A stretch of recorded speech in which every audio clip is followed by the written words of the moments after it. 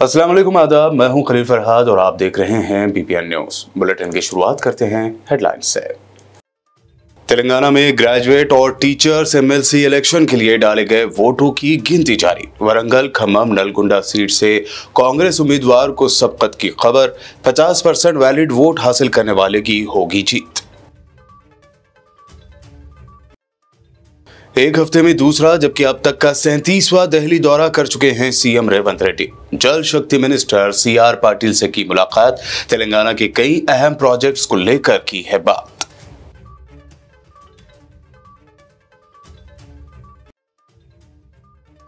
BJP MP Raghunandan Rao का बड़ा दावा, कहा रेवंत रेड्डी को वक्त नहीं दे रहे हैं राहुल गांधी। दिल्ली दौरे के दौरान पीएम मोदी के साथ तस्वीर, लेकिन राहुल गांधी के साथ एक भी फोटो रिलीज नहीं की गई।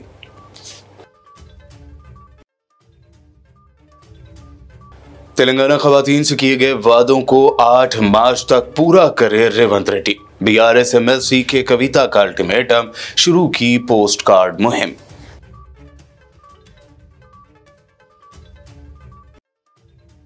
एसएलबीसी टनल हादसे के लिए मुकम्मल तौर पर रेवंत रेड्डी हुकूमत जिम्मेदार। खतरे की निशानदेही के बावजूद मजदूरों की जिंदगी डाली गई खतरे में, जगदीश रेड्डी ने लगाया इल्जाम।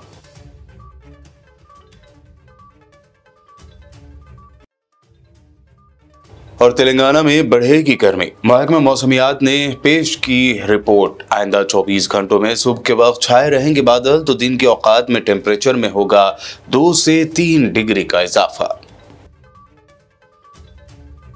ये थे हेडलाइंस। बढ़ते हैं खबरों की तफसील की जानिब। दोनों तेलुगु रियासतों आंध्र प्रदेश और तेलंगाना में ग्रेजुएट और टीचर्स एमएलसी इलेक्शन के लिए वोटिंग हुई थी, जिसके वोटों की गिनती का सिलसिला आज सुबह 8 बजे से जारी है। दोनों ही जगह पर वोटिंग अलग अलग मरहलों में की जा रही है। ओहदेदारों ने उम्मीदवारों और उनके एजेंटों की मौजूदगी में स्ट्रांग रूम्स खोले। तेलंगाना में करीमनगर के अंबेडकर इंडोर स्टेडियम में करीमनगर, मेदक, निजामाबाद, आदिलाबाद डिग्री इंतखाबी हलके और नलगुंडा में वरंगल, खम्मम, नलगुंडा टीचर्स इंतखाबी हलके के लिए काउंटिंग सेंटर बनाए गए हैं। 50% से ज्यादा वैलिड वोट हासिल करने वाले उम्मीदवारों को फातेह करार दिया जाएगा। ताज़ा खबर के मुताबिक नलगुंडा वाले ग्रेजुएट एमएलसी इलेक्शन की सीट पर कांग्रेस के उम्मीदवार सबकत में दिखाई दिए हैं। गुज़िश्ता हफ्ते ही दिल्ली का दौरा करके पीएम नरेंद्र मोदी से मुलाकात करने वाले तेलंगाना के सीएम रेवंत रेड्डी आज अपने 37वें दौरे के तहत दिल्ली पहुंचे। सीएम ने उत्तम कुमार रेड्डी और चीफ सेक्रेटरी राहुल बोज्जा के हमरा सेंट्रल जल शक्ति मिनिस्टर सीआर पाटिल से मुलाकात की। सीएम रेवंत रेड्डी ने सेंट्रल मिनिस्टर के साथ रियासत तेलंगाना से जुड़े कई अहम प्रोजेक्टों पर बातचीत की। मीडिया रिपोर्ट्स के मुताबिक रेवंत रेड्डी ने लैंड एक्वाजिशन और देवदला लिफ्ट इरिगेशन स्कीम, बीमा लिफ्ट इरिगेशन स्कीम और दीगर इशूज समेत 18,189 करोड़ रुपए के ज़ेर-ए-अल्तवा कामों पर बातचीत की है। इस मौके पर बात करते हुए मिनिस्टर उत्तम कुमार रेड्डी ने कहा, आंध्र प्रदेश नामुनासिब तरीके से कृष्णा नदी के पानी को मोड़ रहा है और उन्होंने ये मामला सेंट्रल मिनिस्टर के ध्यान में लाया है। मेदक के बीजेपी एमपी रघुनंदन राव ने सीएम रेवंत रेड्डी को लेकर बड़ा दावा किया है। उन्होंने कहा है कि कांग्रेस कायद राहुल गांधी दिल्ली दौरे के दौरान सीएम रेवंत रेड्डी को मिलने का वक्त नहीं दे रहे हैं। रघुनंदन राव ने कहा कि रेवंत रेड्डी अपनी कैबिनेट में 6 काली ओहदों को भरने के काबिल भी नहीं है। सीएम को अपनी सभी नाकामियों के लिए मरकजी वजीर जी किशन रेड्डी को कसूरवार ठहराना बंद करना चाहिए। मेदक एमपी ने पूछा कि रेवंत रेड्डी ने गुज़िश्ता हफ्ते दिल्ली दौरे के दौरान पीएम नरेंद्र मोदी से मुलाकात की और एक तस्वीर जारी की, लेकिन वो राहुल गांधी के साथ एक तस्वीर भी जारी क्यों नहीं कर रहे हैं। उन्होंने कहा कि रेवंत रेड्डी ने इंतजामिया पर अपनी पकड़ खो दी है और ये जीएचएमसी की काबिल रहम हालत से देखा जा सकता है, जहां एक सीनियर ओहदेदार 5 साल से ज्यादा वक्त से डेप्यूटेशन पर काम कर रहा है। పార్లమెంటు నియోజకవర్గ ఎన్నికల సందర్భంగా పటాన్చెరు, సంగారెడ్డి 2 శాసనసభ నియోజకవర్గాలకు సంబంధించినటువంటి ప్రజలకి నన్ను ఎంపీగా గెలిపిస్తే సాధ్యమైనంత తొందరగా మెట్రోని పటాన్చెరు నుంచి మియాపూర్ నుంచి పటాన్చెరు వరకు, పటాన్చెరు నుంచి సంగారెడ్డి వరకు ఎక్స్టెన్షన్ ఇప్పిస్తామని చెప్పి ఎన్నికల సందర్భంగా హామీ ఇవ్వడం జరిగింది. ఎన్నికల నోటిఫికేషన్ కంటే ముందు కూడా భారతీయ జనతా పార్టీ ఆధ్వర్యంలో సంగారెడ్డి జిల్లా కేంద్రమైనటువంటి సంగారెడ్డిలో జిల్లా కలెక్టర్ కార్యాలయం ముంగట మెట్రోని సంగారెడ్డి చౌరస్తా వరకు ఎక్స్టెన్షన్ చేయాలనేటువంటి ఒక నినాదంతో ఒక పెద్ద నిరసన కార్యక్రమాన్ని కూడా చేపట్టడం జరిగింది. ఇవన్నీ ఇటీవల కాలంలో జరిగితే 2008 సెప్టెంబర్ 8వ తారీఖు రోజు నేను పటాన్ చెరువుకి మెట్రో కావాలని చెప్పి మొట్టమొదటిసారిగా ఒక పాదయాత్ర కార్యక్రమాన్ని 2008 సెప్టెంబర్ 8 రోజు కూడా నిర్వహించడం జరిగింది. ఈ రోజు మెట్రో సీఎండీ గారు అయినటువంటి రెడ్డి గారిని కలిసి మియాపూర్ లో ఆగిపోయినటువంటి మెట్రోని పటాన్ చెరువు నుంచి సంగారెడ్డి వరకు ఎక్స్టెన్షన్ చేయించాలని చెప్పి ఒక రాతపూర్వకమైనటువంటి రిప్రజెంటేషన్ ఇవ్వడం జరిగింది. మా రిప్రజెంటేషన్ పైన స్పందించినటువంటి మెట్రో రైల్ సీఎండీ గారు నెల రోజుల్లో డీపీఆర్ ను పూర్తి చేసి రాష్ట్ర ముఖ్యమంత్రి గారి దృష్టికి తీసుకెళ్తామని, వారి ఆమోదం పొందిన తర్వాత భారత ప్రభుత్వానికి ఆ ఫైల్ ను పంపిస్తామని, మీరు ఆ ఫైల్ ని ఎంత తొందరగా క్లియర్ చేయించుకొని వస్తే అంత తొందరగా పటాన్ చెరువు వరకు సంగారెడ్డి వరకు మెట్రో రైలు ఎక్స్టెన్షన్ చేయడానికి అవకాశం ఉందని చెప్పి హామీ ఇచ్చినందుకు వారికి కృతజ్ఞతలు తెలియజేస్తూ డిసెంబర్ 2024 వరకు పేపర్ వర్క్ మొత్తం పూర్తి చేసి అట్లీస్ట్ ఫౌండేషన్ స్టోన్ వేసేందుకు ప్రయత్నం చేద్దామని చెప్పి నేను వారికి విజ్ఞప్తి చేయడం జరిగింది.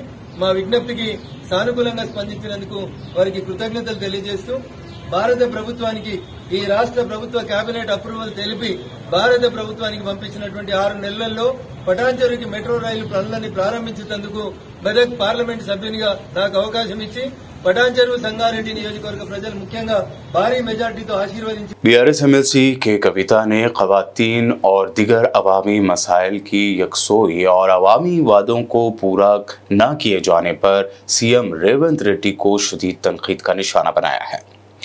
दरअसल बीआरएस एमएलसी ने बंजारा हिल्स पर वाक़ अपनी क़यामगाह पर प्रेस कॉन्फ्रेंस करते हुए सीएम रेवंत रेड्डी की हुकूमत पर इल्ज़ाम लगाया कि वो ख़वातीन के खिलाफ हो रहे जराइम को रोकने में पूरी तरह नाकाम साबित हो रही है। के कविता ने ख़वातीन को हुकूक की फराहमी और उनसे किए गए इंतखाबी वादों की तकमील के लिए मुतालबे पर तेलंगाना जागृति के तहत पोस्ट कार्ड मुहिम शुरू किए जाने और 10,000 खातून कारकुनों से पोस्ट कार्ड इकट्ठा करने का दावा करते हुए कहा कि ये पोस्ट कार्ड न सिर्फ सीएम रेवंत रेड्डी बल्कि कांग्रेस की साबिक़ सदर सोनिया गांधी को भी हर साल किए जाएंगे। उन्होंने 8 मार्च यौम ख़वातीन तक ख़वातीन के लिए किए गए वादों को पूरा करने का अल्टीमेटम देते हुए कहा कि अगर वादे इस वक्त तक पूरे न हुए तो स्टेट लेवल पर जबरदस्त प्रोटेस्ट किया जाएगा। ఇక్కడ చూస్తున్నారు నా ముంగట పోస్ట్ కార్డులు ఉన్నాయి.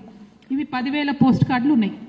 ఈ 10,000 పోస్ట్ కార్డులు కూడా మేము చాలా జాగ్రత్తగా ప్రతి ఒక్క పోస్ట్ కార్డు మీద Aadhaar card number, cell phone number, గ్రామం పేరు, మండలం పేరు, జిల్లా పేరు అన్నీ కూడా వేసి గౌరవ ముఖ్యమంత్రి గారి కోసమని కేవలం మా జాగృతి కార్యకర్తలై మాత్రమే ఒక 10,000 పోస్ట్ కార్డులు ఇవాళ తయారు చేసుకోవడం జరిగింది.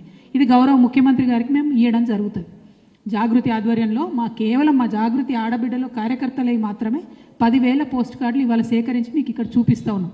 ఎందుకోసం చూపిస్తున్నామంటే మీరు మార్చి 8 నాడు 2,500 ఇస్తున్నామని ప్రకటించకపోతే ఈ 10,000 ఆడబిడ్డలం తెలంగాణలో ఉన్న 10,000 గ్రామాలకు పోతాం.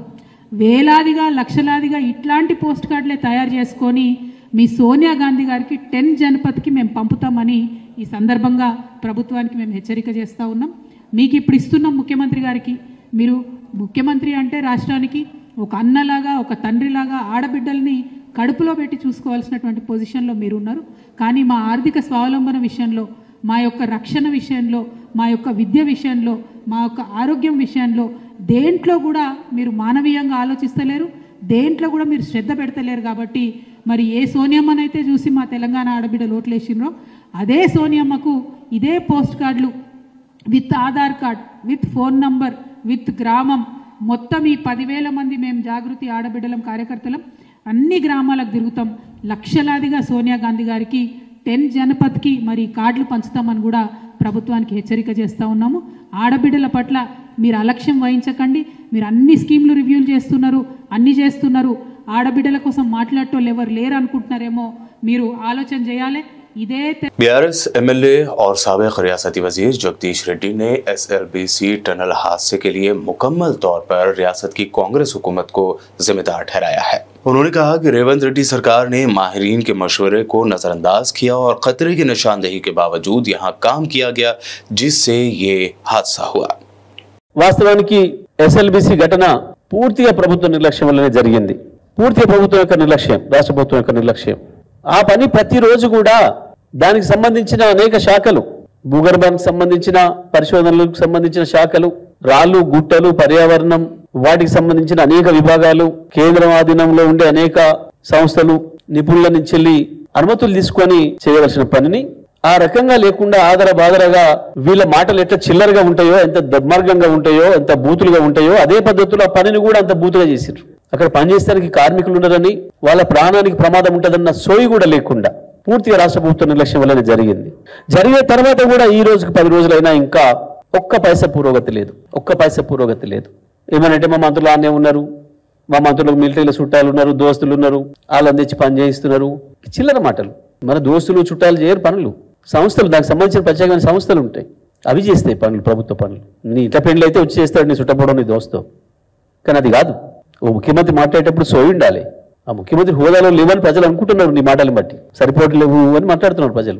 నీ మాటల వల్ల చెప్పుకుంటున్నావు అది నువ్వు। ఇంకా దాంట్లో చిల్లర వేషం, Srisailam left bank hydel power house లో ప్రమాదం జరిగితే పోలేదు ఎవరు, సిగ్గుండాల మాట్లాడడానికి ఆ మాట। ఇన్సిడెంట్ జరిగింది 10 గంటల 9 నిమిషాలకైతే రాత్రి 15-20 నిమిషాల్లో మాకు సమాచారం వస్తే నేను డైనింగ్ టేబుల్ మీద ఉన్న నైట్ కరెక్ట్ గా 10 గంటల 29 నిమిషాలకు నాకు సమాచారం వచ్చింది, 10:35కు బయలుదేరి వెళ్ళిపోయాను నేను। बीआरएस पार्टी जिला दिलबाग सदर और साबिक एमएलए जोगू रमना ने बीजेपी एमएलए पायल शंकर से कहा कि वो आदिलाबाद में वाक़ सीसीआई सीमेंट फैक्ट्री की बहाली के मामले पर अपना मौक़िफ़ वाज़ेह करें। इस मौके पर जोगू रमना ने इल्ज़ाम लगाया कि सीसीआई सीमेंट फैक्ट्री के मामले में पायल शंकर सिर्फ बयानात तक महदूद है। उन्होंने खबरदार किया कि अगर बीजेपी वादे के मुताबिक सीसीआई सीमेंट फैक्ट्री दोबारा नहीं खोलती तो वो बड़े पैमाने पर एहतजाज करेंगे। 22/1/2026 వరకు భూనిర్వాసిత తలపెట్టిన నిరాహార దీక్షను అప్పుడటువంటి ఎంపీ సందర్శించి ఈ కంపెనీని ఖచ్చితంగా తెరిపిస్తామని చెప్పి హామీ ఇచ్చినటువంటి స్వయం బాబురావు గారు దీక్ష శిబిరానికి వెళ్ళినప్పుడు ఇప్పుడు అని ఆ పాట లేకపోవచ్చు। ఇన్ని రకాల నేను ఎందుకు చెప్పానంటే మొదలు మీరు ఎన్ని రోజులు ప్రకటనలకు ప్రెస్ మీట్లకే పరిమితం అవుతారు।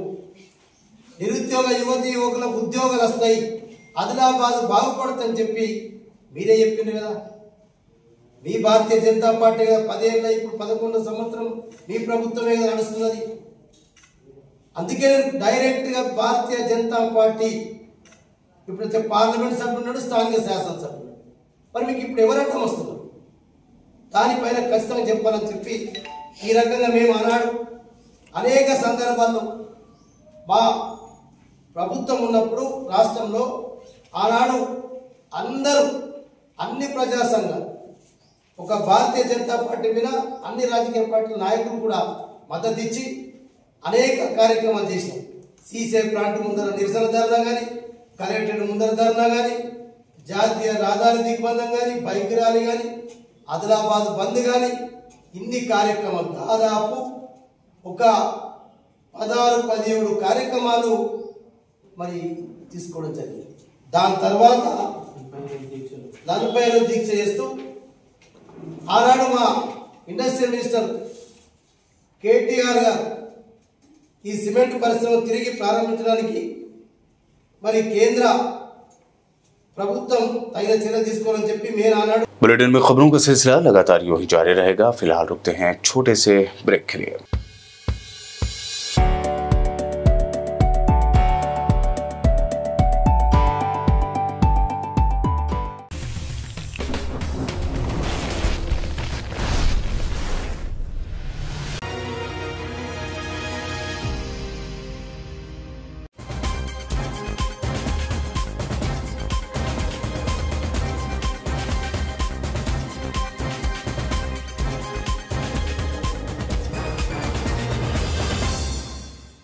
आरमूर मजलिसी सदर सैयद जहीर अली की क़यादत में मजलिसी वफद ने Armoor TGS RTC depot manager Ravi Kumar से मुलाकात करते हुए एक याददाश्त पेश की, जिसमें माह रमज़ानुल मुबारक के मुक़द्दस महीने के दौरान आरमूर RTC डिपो के मुस्लिम मुलाजमीन व स्टाफ को ड्यूटी के औकात में रियायत देने का मुतालबा किया गया। बादशाह आरमूर मजलिसी सदर मोहम्मद जहीर अली ने बात करते हुए कहा कि आरमूर डिपो मैनेजर रवि कुमार ने इस सिलसिले में मुस्बत रद्द-ए-अमल का इजहार किया है। इस मौके पर सेक्रेटरी मोहम्मद अब्दुल खालिक के अलावा दूसरे मौजूद थे। मजलिस इत्तेहादुल मुस्लिमीन की जानिब से आरमूर डिपो मैनेजर साहब से मुलाकात की गई और जो RTC के सरकारी मुलाजिमीन हैं उनको माह रमज़ानुल मुबारक के महीने में रिलीफ देने की बात की गई और उन लोगों को ड्यूटी एडजस्टमेंट करके वन ड्यूटी डालकर उन लोगों को रमज़ान के महीने में रिलीफ देने के लिए हमने मुतालिबा किया, जिस पर अल्हम्दुलिल्लाह DM साहब ने हमारी बात मानी और बिल्कुल जो है जितने भी यहाँ पर मुस्लिम मुलाजिमीन हैं RTC के, उनसे बात करके उनकी ड्यूटी एडजस्टमेंट करेंगे और उनको इफ्तार के वक्त में भी रिलीफ देने की बात की गई। अल्हम्दुलिल्लाह हम शुक्रगुजार हैं DM साहब के और हम ये DM साहब से ये भी कहे हैं कि जिस तरह हैदराबाद समेत तेलंगाना भर में गर्मी की शिद्दत में इजाफा हो गया है। महकमा मौसमियात के मुताबिक आइंदा 3 दिनों में गर्मी की शिद्दत में मजीद इजाफा हो जाएगा, क्योंकि टेम्परेचर में 2 से 3 डिग्री का इजाफा हो सकता है। हालांकि महकमा मौसमियात ने आइंदा 24 घंटों के दौरान सुबह के वक्त कहीं कोहर और बादल छाए रहने का इम्कान जाहिर किया है, तो वहीं मुतादिद इलाकों में आसमान के अबर आलूद रहने की पेशगोई की गई है। इससे कबल महकमा मौसमियात ने पेशगोई करते हुए कहा था कि आइंदा 3 महीनों के मौसम गर्मा के दौरान टेम्परेचर 44 से 46 डिग्री के दरमियान रहने का इम्कान है।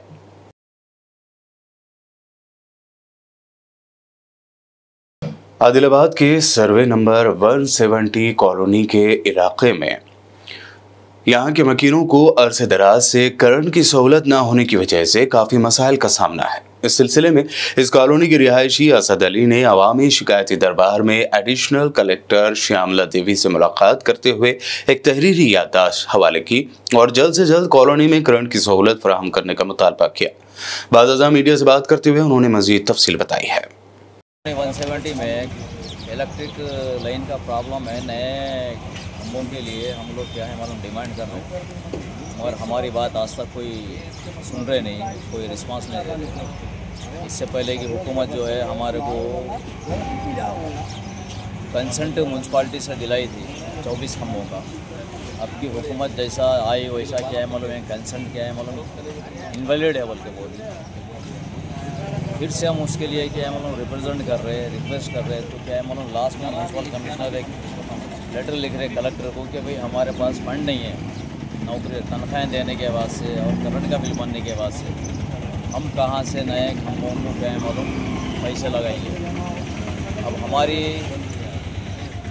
कलेक्टर से गुजारिश है, रिक्वेस्ट है, RDO से रिक्वेस्ट है, म्यूनसिपल कमिश्नर से रिक्वेस्ट है कि हमें कुछ भी करके क्या है थोड़े ना थोड़े क्या है मालूम वहाँ पर नई लाइन का क्या है मालूम इंतज़ाम कराए, तो हम लोगों के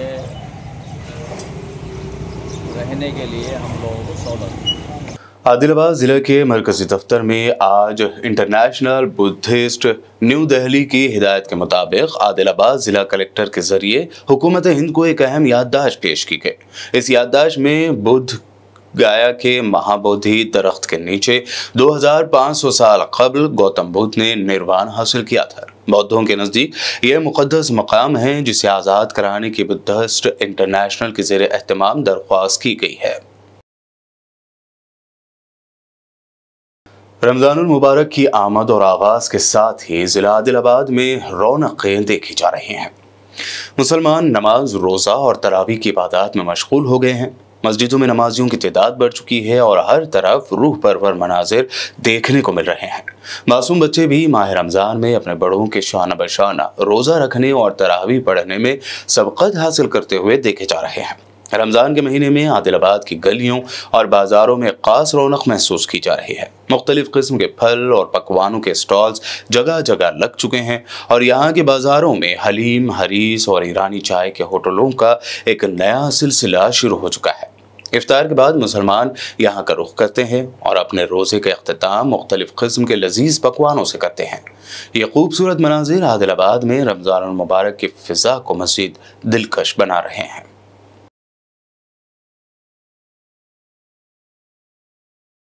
NIT वरंगल के कल्चरल एनुअल मेले स्प्रिंग स्पिरिट 2025 के दूसरे दिन भी स्टूडेंट्स में काफ़ी जोश व खरोश दिखाई दिया। दिन भर 18 दिलचस्प सरगर्मियां, शाम को मेड स्क्वायर फिल्मी टीम का दौरा और रात को सिंगर गीता माधुरी की मधुर आवाज़ ने सामईन को मशहूर कर दिया।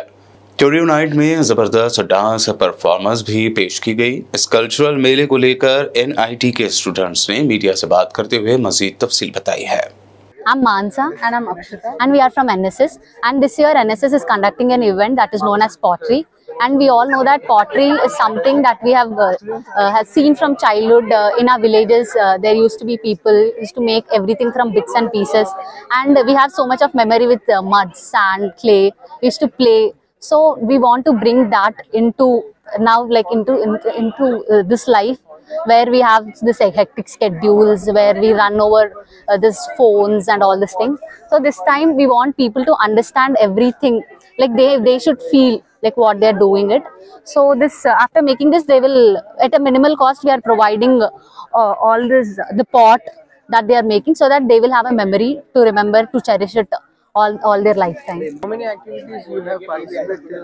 So NSS this time is conducting 2 events. One is pottery, and the another one is hand printing. That is also a fun event where we can make memories with our friends. All our events are just to cherish for lifetime, because BTech is one such period where we create so much of memories with our friends. So this will allow them to imprint their memories for lifelong.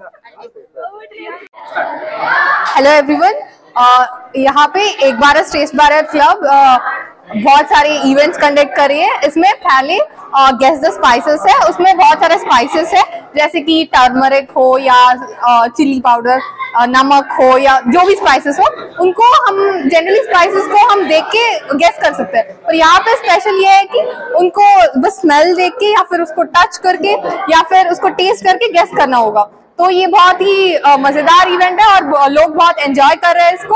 और उसके बाद है dumb charades, इसमें भी लोग बहुत enjoy कर रहे हैं। इसमें उनको एक वर्ड देते हैं और उस वर्ड को दूसरी पर्सन एक्ट करेगा और इसको गेस करना होगा। तो ये भी बहुत अच्छी थी। और तीसरा है साड़ी ड्रेपिंग, और ये सबसे मजेदार लगी मुझे, क्योंकि यहाँ पे पहली बार लड़के भी आके साड़ीज ट्राई कर रहे हैं। तो ये बहुत ही इनक्रेडिबल चीज है। लाइक घर पे तो लड़के इतना ट्राई नहीं कर पाते, पर यहाँ आके लड़के भी ट्राई कर रहे हैं और एक दूसरे को साड़ी ड्रेप कर रहे हैं दोस्तों के साथ। तो ये बहुत एंजॉय कर रहे हैं। तो ये इवेंट बहुत ही मजेदार हुआ, अच्छी थी। तो ये इनिशिएटिव एक भारत श्रेष्ठ भारत से बहुत अच्छी इनिशिएटिव है। నమస్కారం, ఇవాళ మా కాలేజ్లో స్ప్రింగ్ స్ప్రీ జరుగుతుంది. ఇది మా కల్చరల్ యాన్యువల్ ఫెస్ట్ అనమాట. యాక్చువల్లీ ఇది సౌత్ ఇండియాస్ లార్జెస్ట్ ఫెస్ట్ అని కూడా ఉంటుంది. యాక్చువల్లీ మాది వాల్యూ ఎడ్యుకేషన్ క్లబ్ తరపున ఉన్నాము. మా వాల్యూ ఎడ్యుకేషన్ తరపున హ్యాండ్ ప్రింట్స్ ఈవెంట్ చేస్తున్నాము. ఇదేంటంటే మన మూమెంట్స్ని క్యాప్చర్ చేసుకోవడానికి హ్యాండ్ ప్రింట్స్, మన హ్యాండ్ ఒక ప్రింట్స్ని అక్కడ వేసి లైక్ మూమెంట్స్ని తర్వాత మనం మెమరీస్లా క్రియేట్ చేసుకోవడం కోసం. అండ్ ఇక్కడ మేము రైట్ హ్యాండ్ కాకుండా లెఫ్ట్ హ్యాండ్ని ఎక్కువ ఎంకరేజ్ చేస్తున్నాం, ఎందుకంటే కొంచెం డిఫరెంట్గా ఆలోచించడం కోసం. మన ఫ్యూచర్ అనేది రైట్ హ్యాండ్లోనే ఉంటుందని అనుకుంటారు అందరూ, బట్ లెఫ్ట్ కూడా మనకి దారి చూపడానికి ఆల్ ఆస్పెక్ట్స్లో పర్స్పెక్టివ్లో ఆలోచిస్తే అన్ని యాంగిల్స్ ఉంటాయి మనకని చెప్పడం కోసం ఈ ఈవెంట్ చేస్తున్నాము. चोटुपल पुलिस ने एक कार्रवाई के दौरान इंटर स्टेट गांजा स्मगलरों की रैकेट का पर्दाफाश किया है।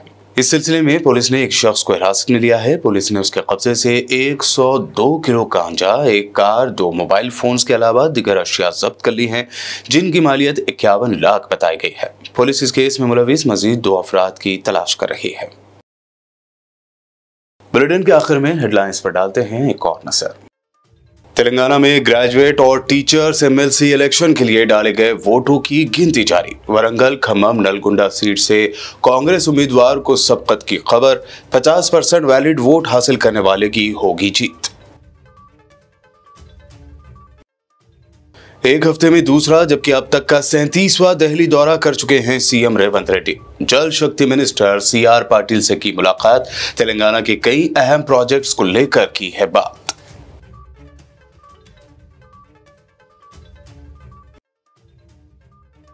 बीजेपी एमपी रघुनंदन राव का बड़ा दावा, कहा रेवंत रेड्डी को वक्त नहीं दे रहे हैं राहुल गांधी। दिल्ली दौरे के दौरान पीएम मोदी के साथ तस्वीर, लेकिन राहुल गांधी के साथ एक भी फोटो रिलीज नहीं की गई।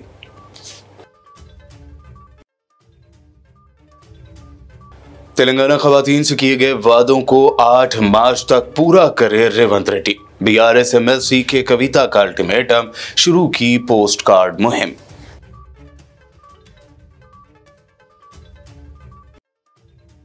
एसएलबीसी टनल हादसे के लिए मुकम्मल तौर पर रेवंत रेड्डी हुकूमत जिम्मेदार। खतरे की निशानदेही के बावजूद मजदूरों की जिंदगी डाली गई खतरे में, जगदीश रेड्डी ने लगाया इल्जाम।